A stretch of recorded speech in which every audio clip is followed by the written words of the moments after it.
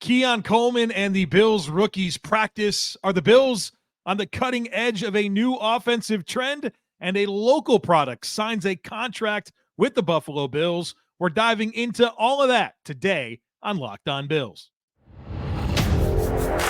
You are Locked On Bills, your daily Buffalo Bills podcast.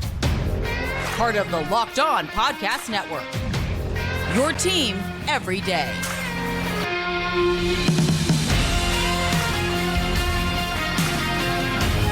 What's up, Bills Mafia? It's Joe Marino, author of Go Bills and Buffalo's Run, also the co-host of the Locked On NFL Scouting podcast, and I'm your host of Locked On Bills.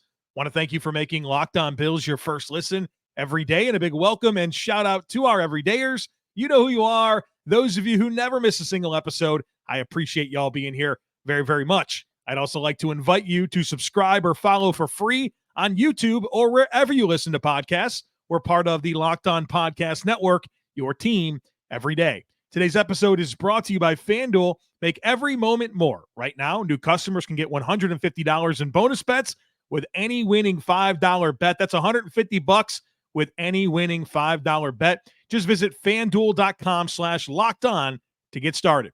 Well, folks, welcome in. I hope that you had a wonderful Mother's Day weekend. We certainly did in the Marino household, and I'm excited to get into a variety of topics today. Of course, the Bills had their rookie minicamp over the weekend, so I want to get into that a little bit, but also talk about an article that Bucky Brooks of NFL.com wrote about new league trends and how the Bills are potentially kind of ahead of the curve with some of that.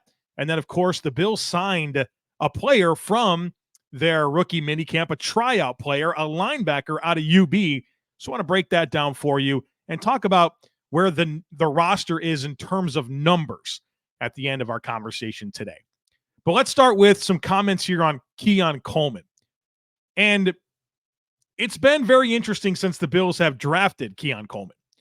Of course, they trade out of the first round, and he's the top pick of this draft class. Obviously, a huge need at wide receiver, and Keon Coleman has been tabbed to come in and be an important piece of this offense moving forward. And of course, we learn very quickly of the personality that he has and the energy and just a really charismatic dude that's easy to like. Whether it was the whole bit about the jackets or the cookies or scoring imaginary touchdowns, him touring the facility, just a lot of energy and personality, and you love all of that. But you could tell that things were different this weekend for him. Not in a bad way, but in a good way. He was able to really dial in. You could tell just the way he spoke to the media during his press conference on Friday that he's about football. And so for all the personality and how he's made headlines in all of the big media outlets. I've seen Rich Eisen talking about it on his show, Pat McAfee. I mean, these headlines are all over the place,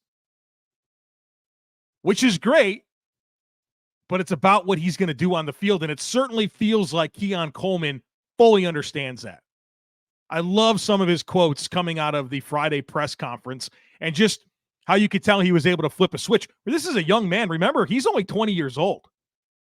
So for him to be able to be himself and feel comfortable in his own skin, and let's face it, a pretty tough dynamic, right? All of a sudden, you're an NFL football player, you're drafted, there's high expectations.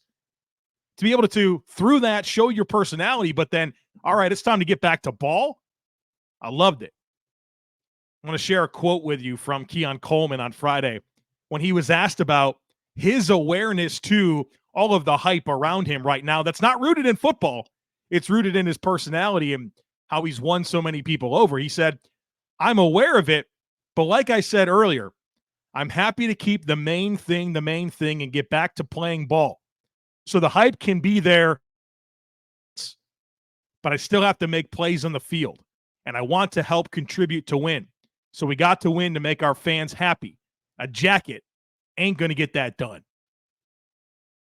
Love that quote. I love that quote. And it's funny because I've been asked questions, a lot of questions about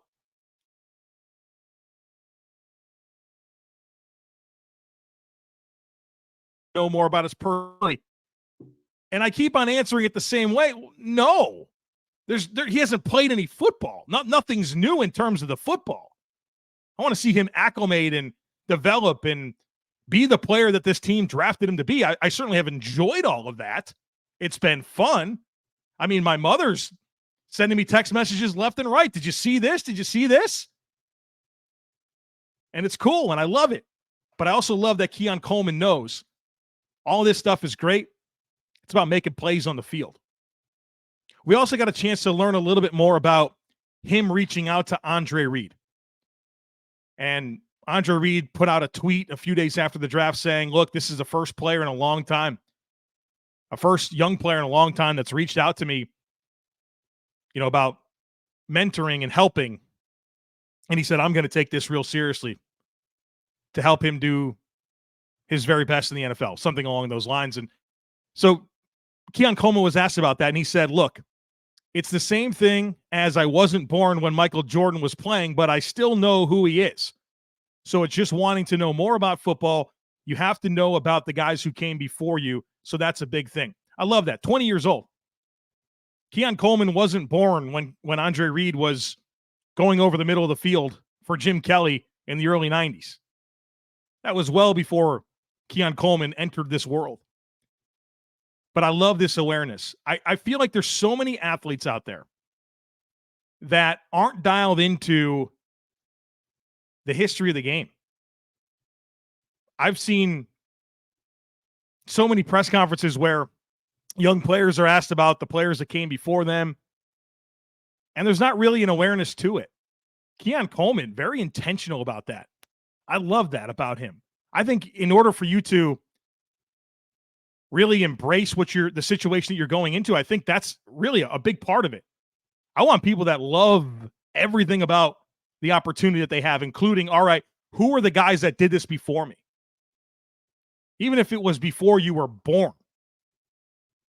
That was something that's continued to resonate with me, and I loved how Keon Coleman said, look, yeah, I know I wasn't born or wasn't alive when Andre Reid was playing, but I wasn't alive when Michael Jordan was playing either, but I know who he is. And I love that he has reverence to the people that came before him and wants to take advantage of every resource imaginable to help him be the best player he can be. The last thing I want to mention about this Keon Coleman introduction, right? Like the whole thing has been an introduction since he's been drafted and getting to know more about him. Of course, the first practice, and that brought about a bunch of quotes. The other thing that became very evident through the reports coming out of Bill's rookie camp is the relationship that he's already starting with Joe Brady. And this is really important, not only because you saw two Bills receivers and Stefon Diggs and Gabe Davis just completely fall off a cliff when Joe Brady took over this offense, right? That's a big deal. Joe Brady takes over this offense. The Bills have a lot of success, but it wasn't because of Gabe Davis and Stefon Diggs. So I think it's really good that Joe Brady and Keon Coleman are hitting it off. Keon Coleman said he kind of reminds me of myself, just a little bit older, but he can still crack a joke here and there and get a good laugh. Talked about how he's got a great relationship with him. You could see through every picture, every comment that they were joined at the hip during that rookie camp. And that's important, right? There will probably never be that opportunity again for Joe Brady and Keon Coleman to just spend 2 days together on the practice field going through stuff, right? And going forward, all the veterans are going to be there, and Josh Allen's going to be there. Critical opportunity for them to get on the same page. And you could see through the different video that the Bills have released, whether it's in the draft room or when Keon Coleman was coming to Buffalo after being drafted, that him and Joe Brady got a vibe going. And I think I'm not one to talk about vibes a lot, but I think it's important with this Bills team right now, especially on offense. As I just mentioned, look, Gabe Davis, Stefon Diggs, no longer here. And you could obviously sense Stefon Diggs wasn't vibing, but even Gabe Davis towards the end, getting into it with fans, his mom's making comments on social media. You could tell like the vibe was kind of gone. And as this Bills offense resets in so many different ways, schematically, personnel-wise, while you may have questions if they have good enough skill sets and talent around Josh Allen, that's fine. I understand it. But I think there's a lot to be said about the collection of personalities and people being on the same page and reestablishing that vibe and energy that's needed to be a cohesive unit and be productive and be consistent. And so as you consider the turnover on offense, not just the players leaving, but the players coming in and how it all works together, I think you could take some comfort in knowing these are a bunch of like-minded people with similar energy that hopefully collectively can work together to continue producing top 5 offenses for the Buffalo Bills. All right, folks, I got a bunch more to get into. I want to talk about this article from Bucky Brooks that talks about some new trends across the NFL and how the Bills are kind of ahead of the curve with some of that. So we're going to dive into that in just a moment. Plus, of course, the Bills signed a UB linebacker that grew up in Western New York. So we're diving into all of that here in just a moment. So be sure to stick with me. Passion, drive, and patience, what brings home championships is also what keeps your ride or die alive. eBay Motors has everything you need to maintain your vehicle and level it up to peak performance. Superchargers, roof racks, exhaust kits, LED headlights, and more. Whether you're into speed, power, or style, eBay Motors has you covered. With over 122 million parts for your number one ride or die, you'll always find exactly what you're looking for. And with eBay Guaranteed Fit, your part is guaranteed to fit your ride every time or your money back. Because with eBay Motors, you're burning rubber and not cash. With all the parts you need at the prices you want, it's easy to make your car the MVP and bring home huge wins. So keep your ride or die alive at ebaymotors.com. Eligible items only. Exclusions apply. eBay Guaranteed Fit only available to U.S. customers.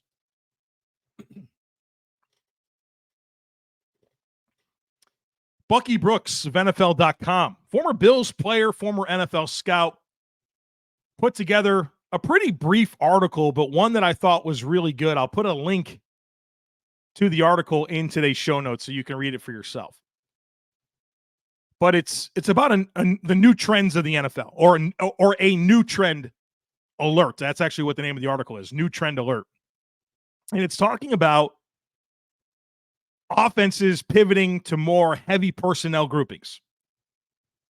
And if you are an everydayer and you've been an everydayer and you've been listening to me talk throughout the course of this past season in the NFL, I repeatedly went back to talking about how the best offenses in the NFL are leaning more into heavy personnel, more 2 back sets, more 2 tight end sets, 3 tight end sets, 2 backs and 3 tight ends, 2 backs and 2 tight ends.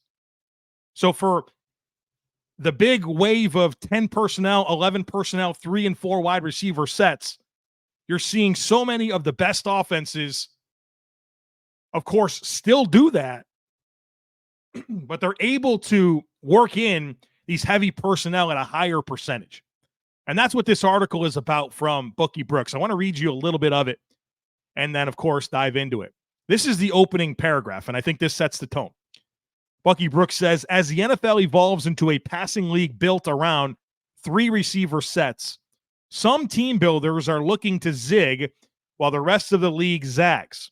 Instead of trotting out 11 personnel, which is 3 wide receivers, 1 tight end, and 1 running back, to spread out defenses stocked with extra defensive backs and hybrid linebackers, shrewd schemers are utilizing old school formations from 12 personnel packages, 2 receivers, 2 tight ends, 1 running back, to create and exploit mismatches all over the field. Bucky Brooks continues to say, last season, teams utilized 12 personnel on 19.3% of offensive snaps, ranking behind only 11 personnel, 62.1% of snaps for the most common usage. That ranked as the second highest rate of 12 personnel deployment in a single season during the next-gen stats era, which is since 2016. Bucky continues to highlight 3 teams: the Packers, the Ravens, and the Bills as teams that are leaning into this. Now, of course, other teams are as well. The Chiefs, the Dolphins, the 49ers, among many others. Lions are doing this too. There's a lot of teams out there that are leaning into this, and I think the smart teams are. The NFL is always about trends. And as you saw spread offenses and college concepts start to come into the NFL, offensively. Defenses say, okay, well, we're going to live in nickel. We're going to live in sub packages. We're going to have positionless players. We're going to have these hybrid safety corners, these hybrid linebackers. We're going to have space players, and we're going to deal with you. And it got to the point now where offenses are saying, cool, love that. Now we're going to put a bunch of big people on the field and dare you to deal with that. And you can look at the infusion of players that the Bills are bringing in addition to their own tendencies and how those percentages are skewing more towards heavy personnel, and realize, yeah, the Bills are into this too. Going with a Dalton Kincaid when you already paid a Dawson Knox. Look at the size at receiver that they have now with Keon Coleman, with Mac Hollins. Curtis Samuel's not small. He's 6 foot.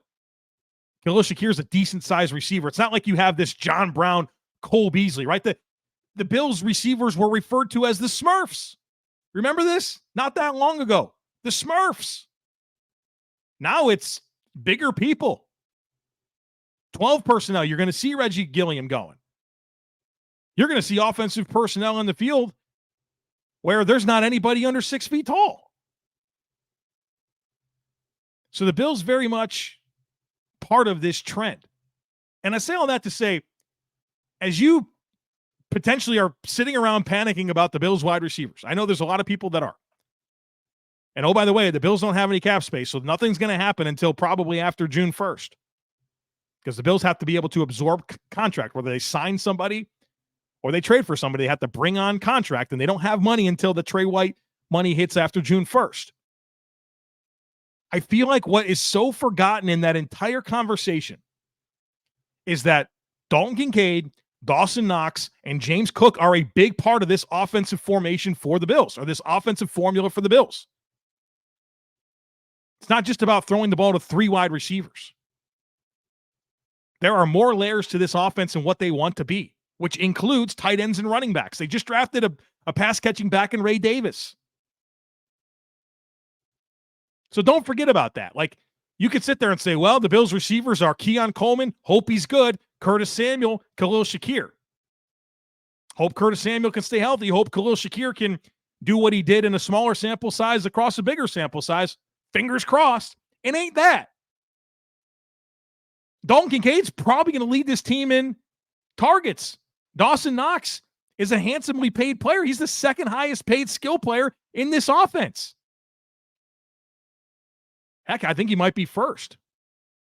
Yeah, the highest paid skill player in this offense is Dawson Knox. He's going to be part of it, even with the reworked deal. He's a guy that scored a lot of touchdowns for this team. And I think that some of the perspective of Dawson Knox is skewed based on 2 things. First of all, the Bills drafted Dalton Kincaid, and everybody got excited about him, and everybody got mad whenever Dawson Knox got more opportunities because he felt like it was taken away from this new, shiny new thing that you have in Dalton Kincaid. And the other thing is that Dawson Knox played through a broken wrist last year. It got hurt. He tried to play through it. Then he missed time, right? That's not a small thing. Dawson Knox is a better football player than we saw last year.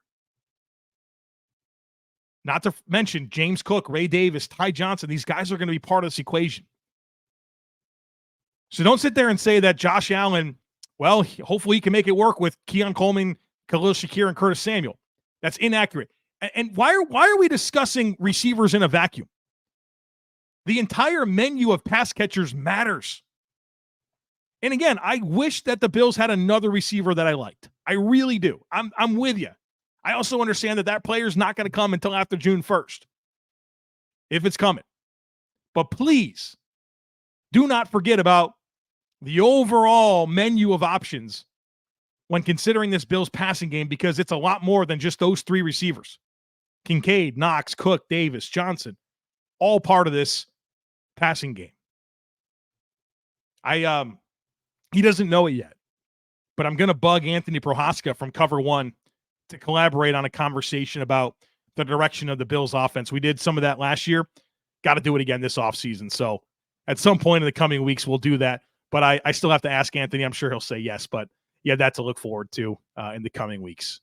All right, I want to talk about Joe Andreessen. Bill signed a UB product that grew up in Western New York. I want to talk about that and the linebacker situation, as well as some things to keep on your radar here in just a moment. So be sure to stick with me. It's winner take all time in the NBA and the NHL, and FanDuel is giving you a shot to bring home a big win of your own. Right now, new customers can get $150 in bonus bets with any winning $5 bet. That's $150 to bet on spreads, money lines, player props, and more. Just visit FanDuel.com/lockedon and make every playoff shot count. FanDuel, America's #1 sportsbook. All right, folks. So the Bills, as I've already mentioned, had rookie mini camp over the weekend. May 10th through 11th was their rookie mini camp. And as part of that, you have tryout players to fill out the roster. And the Bills had several tryout players, and they signed one of them to a contract, to an undrafted free agent contract. That is UB linebacker Joe Andreessen. And the Bills have done a pretty good job here of using the talent that's local at UB for roster opportunities, whether that's Cam Lewis, Jamarcus Ingram. They gave Tyree Jackson a shot. Obviously, that didn't really work out. But Cam Lewis and Jamarcus Ingram, that did work out, and maybe Joe Andreessen is next in line. So he was invited for a tryout, earned a UDFA contract. Andreessen is 6'1.5", 240 pounds, 30.5-inch arms, and he is a big-time athlete. Ran a 4.64 40-yard dash, 38-inch vertical jump, 10'2" broad jump, 4.22 short shuttle, 7.21 three-cone, 32 bench press reps, a relative athletic score of a 9.35. Again, a perfect is 10. This is a big-time athlete, which you love, right? Who doesn't love athleticism? Grew up in Depew, went to Lancaster High School, was a two-time all-state linebacker in high school. Then he went to Bryant University. He played there for 5 seasons. So another one of these college prospects that have 5-6 seasons of experience. So 5 seasons at Bryant. He was a FCS All-American in 2022. He graduated and then played in 2023 at UB. Had 90 tackles, 12 tackles for loss. Both of those numbers led UB last year.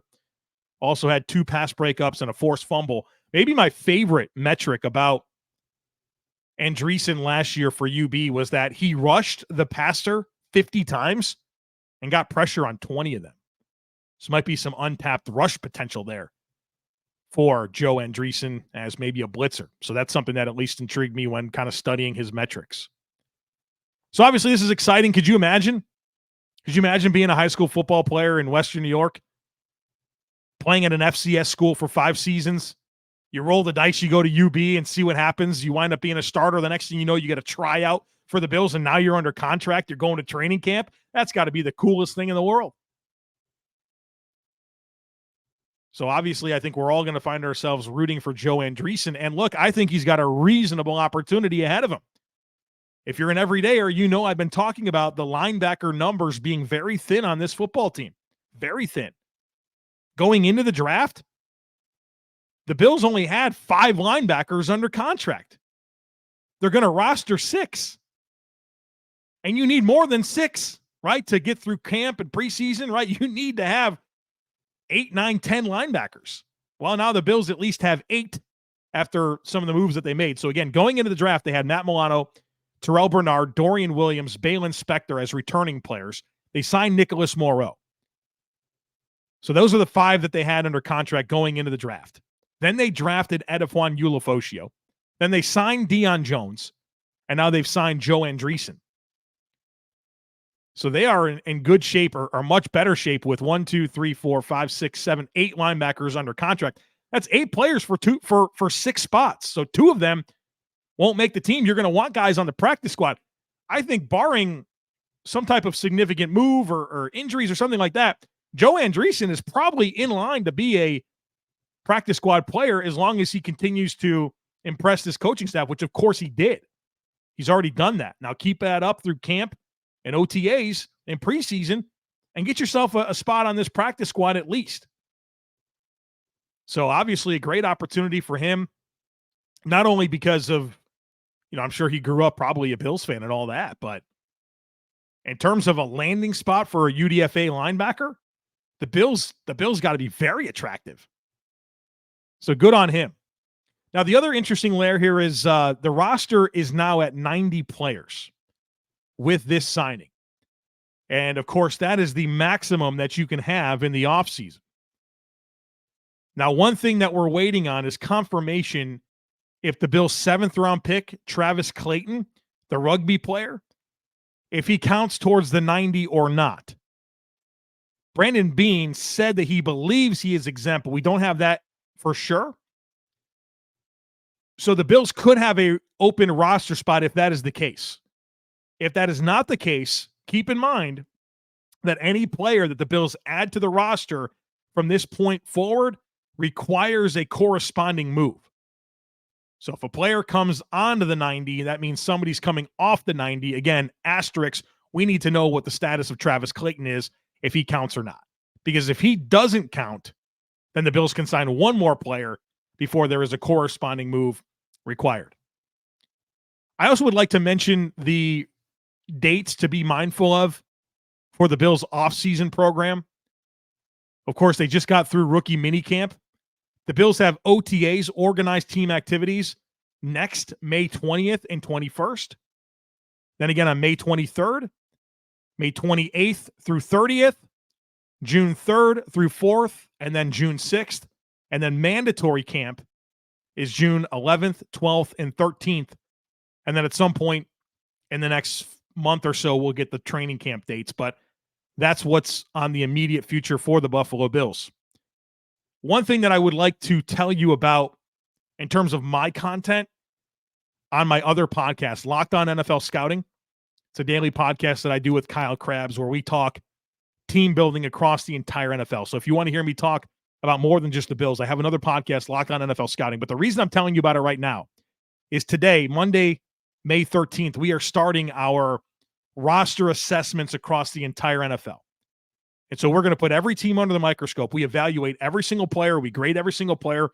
We have a process for grading rosters. But I think this is so beneficial if you get a chance to tune in for these. I think it's so good for you to be aware of what's going on with other teams. And you know what their problems are, what their strengths are, and what their outlook is. Because I think that gives you good context to calibrate your expectations appropriately for the Bills. For example, today we're talking about the Ravens. And I feel like the Ravens are a very hyped up team. Of course, they get to play the Chiefs in the opening game of the season that just got announced this morning.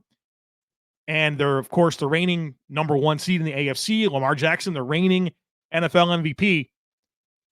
But nobody's talking about the mass exodus of talent that they have. There's a lot of players on that roster that are not back, and nobody's talking about this.